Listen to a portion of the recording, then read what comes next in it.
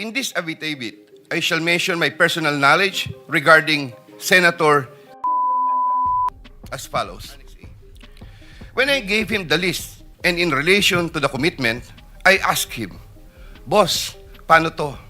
Maynard replied, "Bahala ka na." I asked, "Boss, okay na ba ang 20%? Maynard said, "Okay." After inclusion of the projects in the GAA, I delivered 20% of approximately 800 million or about 160 million to Maynard Ngu, which was meant for Senator.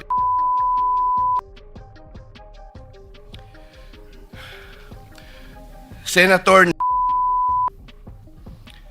Sometime in the year 2024, Carlin Villa, a staff of trusted confidant of Senator, called me and asked for a commitment which was set at 15% of the total amount of the projects indicated in the list here to attach as Annex D. I relayed the 15% commitment to Engineer Alcantara. Engineer Alcantara collected 15% commitment or about 37 million, which was turned over to me and which I then delivered to Senator at a house in Quezon City. Enzo Recto, kalaban ang katiwalian at kasinungalingan, kakampi sa katotohanan at kabutihan.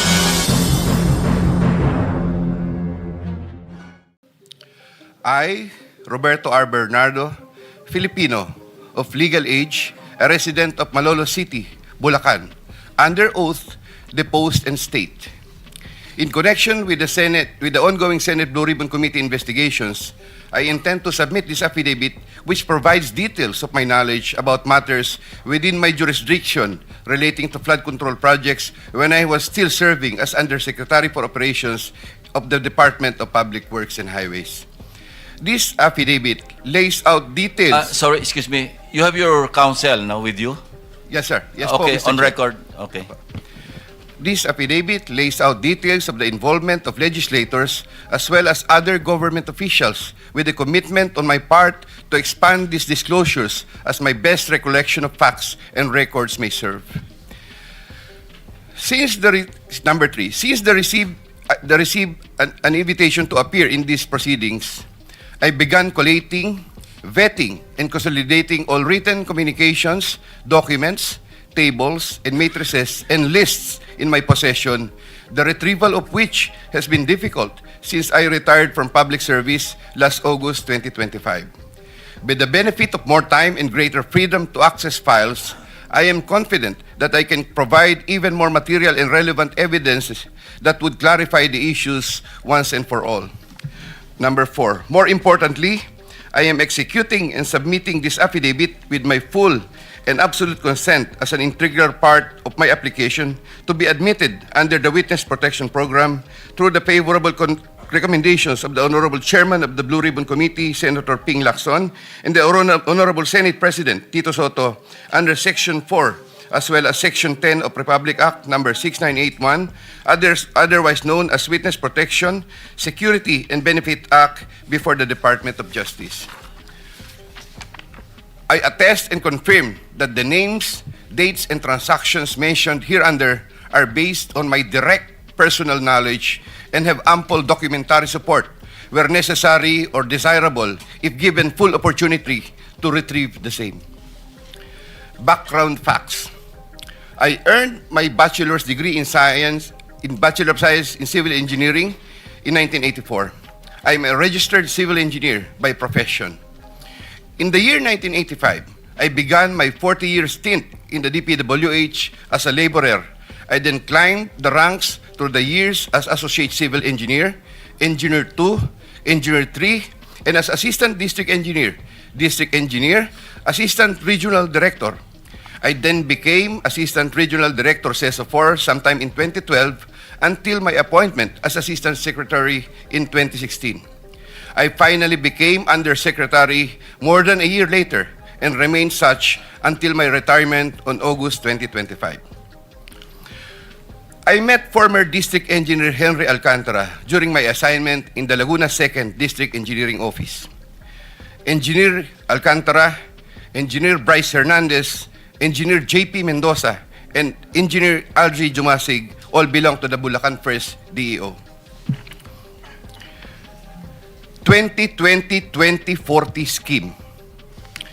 Sometime after the State of the Nation address of President Ferdinand Bongbong Marcos Jr. in July 2025, and while I was already on sick leave, I heard from Secretary Bunoan for the first time that Engineer Alcantara, Engineer Hernandez, Engineer Mendoza, and Engineer Dumasig were engaged in contracting activities using the licenses of other contractors. Subsequently, Engineer Hernandez confirmed this arrangement through one of the legislative hearings and by other contractors whose license they used. According to Bryce Hernandez, their sharing is 20-20-20-40% from these activities. My understanding is that they had prepared and signed documents for purposes of collecting payments, which they then apportioned the profits amongst themselves. However, I must admit that I have no personal knowledge on the exact actions they took to accomplish this scheme, and I can only be asked general questions on the systems in place that would have allowed this modus operandi to happen. I categorically state that I have neither knowledge nor participation in these business activities, which were entirely done by Engineer Alcantara, Engineer Hernandez, Engineer Mendoza, and Engineer Dumasig on their own. Ghost projects. At about the same time, after the 2025 SONA, I also heard for the first time that aside from the 2020-2040 scheme, were flood control projects, ghost projects, for which Engineer Alcantara, Engineer Hernandez, Engineer Mendoza, and Engineer Dumasig were also responsible. These were confirmed later by Secretary Bunaan during a separate legislative hearings. I called up Engineer Alcantara to ask him about these flood control ghost projects. He denied any participation.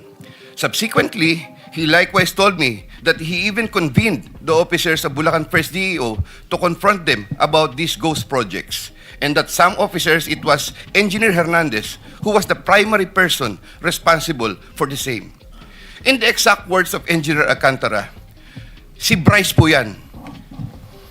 I categorically state that I have neither knowledge nor participation in these flood control ghost projects. Congressman Zaldico. My personal knowledge regarding Congressman Zaldico are set out as follows. Congressman Zaldico one time called me to say that he met Engineer Alcantara and wanted to confirm, maayos bang kausap si Engineer Alcantara? To which I replied, maayos po. Engineer Alcantara then told me that Kong Zaldico was asking for a 25% commission, and out of that amount, 2% was to be shared equally between Engineer Alcantara and myself. In his exact words, boss, hati na tayo sa 2%. Furthermore, Engineer Alcantara would tell me every time that he made deliveries of cash to Congressman Zaldico in compliance with his commitment to Congressman Zaldico.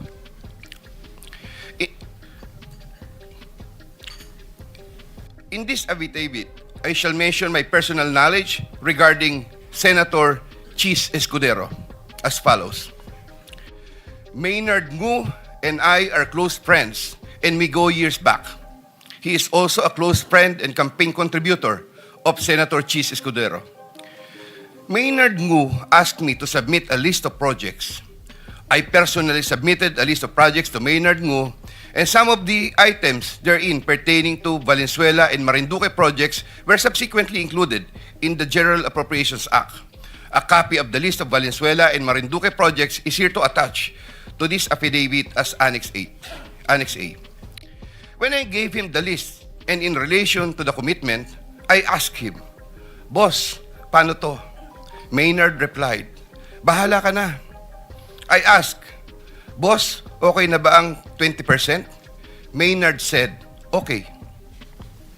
After inclusion of the projects in the GAA, I delivered 20% of approximately 800 million or about 160 million to Maynard Ngu, which was meant for Senator Escudero. Finally, I would like to add that deliveries of cash were personally made to me, by me, to Maynard Ngu at his office in Manila. I confirm that Commissioner Lipana requested that he be referred to officers of DPWH Bulacan 1st DEO. I referred him to Engineer Bryce Hernandez. I have no personal knowledge if they were able to secure a project in Bulacan 1st DEO. Furthermore, and subject to possible referral to an executive session upon the approval of the Honorable Chairman, I attest to the broader systemic issues in DPWH that are widespread. My statements hereunder are based on personal knowledge and direct interactions with the personalities involved with great risk to my safety and that of my family members. I confirm the following. Usec Olivar of DepEd. Usec Olivar used to work for Senator Ramon Bong Revilla and Senator Sani Angara before his appointment as Usec for the Department of Education. Sometime 2010, I met for the first time Usec Olivar, who was then working in the office of Senator Bong Revilla. Later, I learned that he transferred to the office of Senator Edgardo Angara and then later to Senator Sani Angara. Sometime 2024, Usec Olivar personally called me for a meeting to discuss about unprogrammed appropriations, supposedly for the office of the Executive Secretary. In the said meeting, he requested me to submit a list of projects. After the meeting, I asked Bulacan 1st DEO to prepare a list of projects for funding. Thereafter, Engineer Alcantara submitted a list of projects worth 2.85 billion. Here to attach as Annex B is a list of those projects. Subsequently, I submitted this list to Usec Olivar. Usec Olivar told me that the commitment is 15%. In his words, Boss, 15 yan. Thereafter, the DPWH received a special allotment release order for 2.85 billion for the projects listed in Annex B. Engineer Alcantara, from time to time, would collect and deliver the agreed 15% commitment to me, which I delivered or caused to be delivered to Usec Olivar in Magallanes, Makati, and other places.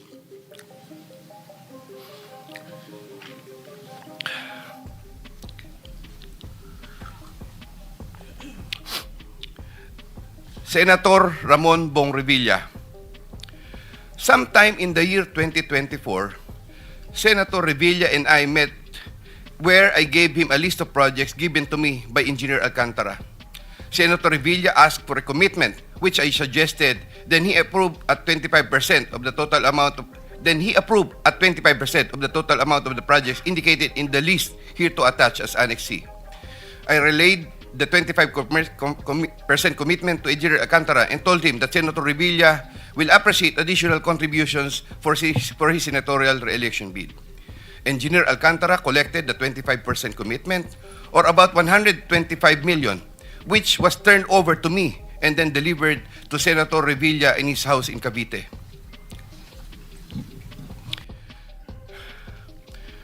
Senator Nancy Binay. Sometime in the year 2024, Carlin Villa, a staff of trusted confidant of Senator Binay, called me and asked for a commitment which was set at 15% of the total amount of the projects indicated in the list here to attach as Annex D. I relayed the 15% commitment to Engineer Alcantara. Engineer Alcantara collected 15% commitment, or about 37 million, which was turned over to me and which I then delivered to Senator Binay at a house in Quezon City. Given the complexities of the transactions and personalities involved, I humbly reserve the right to submit a supplementary affidavit if warranted in the premises. I attest to the truth of the foregoing statements based on my personal knowledge and authentic records. In witness or hope, I will be affixing my signature this day of September 2025 here. Mr. Chair. Yeah. Kindly sign your affidavit in the presence of everybody.